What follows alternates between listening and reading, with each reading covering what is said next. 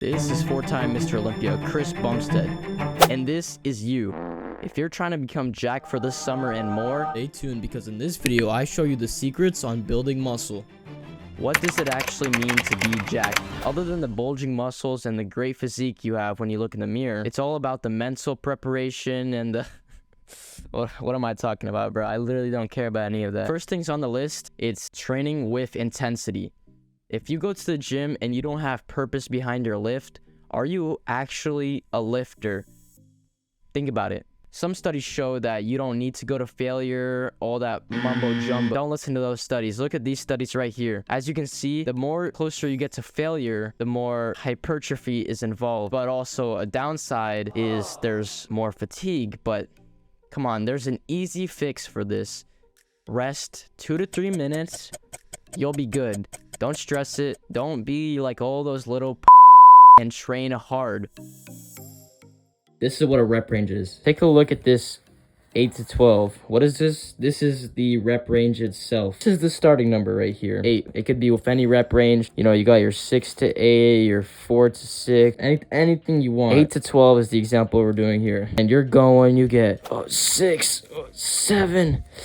You get 8. All right. You're doing good. You're in the rep range. Now, say you were going a little lighter one day. You get, 10. That's easy. 11, 12. If you push past 12, you've reached the end of the rep range. If you're training for power or you're a power lifter, then you want to train in the 2 to 6 rep range. If you're training for hypertrophy or muscle building, the sweet spot is 3 to 4 sets of 6 to 12 reps. Now, I don't really agree with this. Personally, I train high intensity, but I only do 2 sets per workout. And as you can see, this is shown by many studies to be true. Listen closely. This is one of the most, if not the most important topic, progressive overload. What's progressive overload? Basically, progressive overload happens when you get stronger and the weight you were doing before is not heavy enough to do the same rep ranges while going to failure.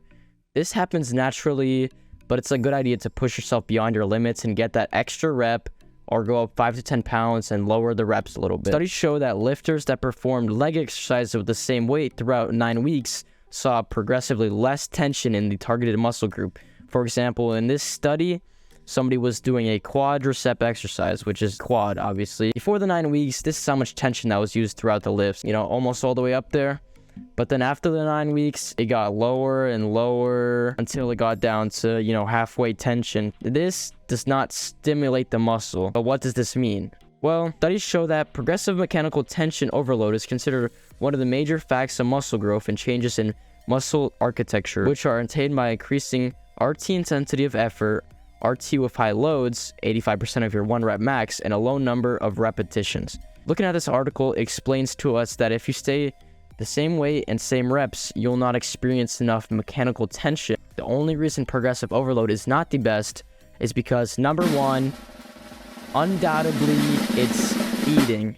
They say abs are made in the kitchen. I 100% agree because you can be doing all the ab workouts you want. But if you're 40% body fat, is it really going to matter? I see these overweight people doing, for example, ab crunches. This machine, all you need to do is lower your body fat and you'll have abs. Like you see kids at the water park, 12, 13 years old, they have abs, I doubt they train. They're just really skinny. And that's why they say skinny abs is the same as... Now, some common mistakes could be not getting enough protein, but what I've been seeing recently is some people are getting too much protein. For example, if you weigh 150 pounds like myself, I'm 5'7", 150 at 5'7", 15 years old, I would be eating 150 grams of protein every day to stimulate muscle growth. Someone who is 200 pounds, they could not be eating 150 pounds of protein because that would not be sufficient at creating muscle. As you can see in this chart here, it says that the more protein you eat, the more muscle growth you have, but at the end, it starts dipping down a bit, and that's only because some people weigh less and they don't need as much protein as usual. All right, if you're overweight, you don't really need to be eating as much protein because most of your weight comes from fat. What you need to be doing is being in a caloric deficit, and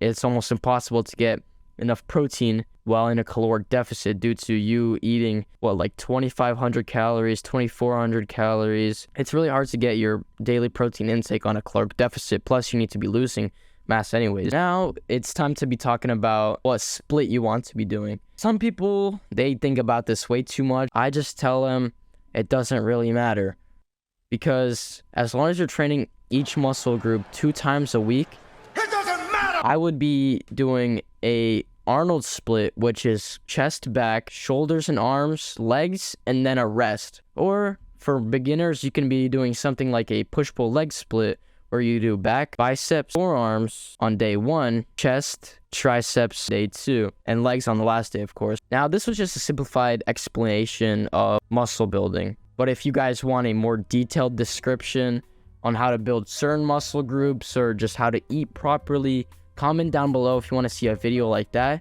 But for now, I'll see you guys later. If you did enjoy the video, like and subscribe if you did. I'll see you in the next one.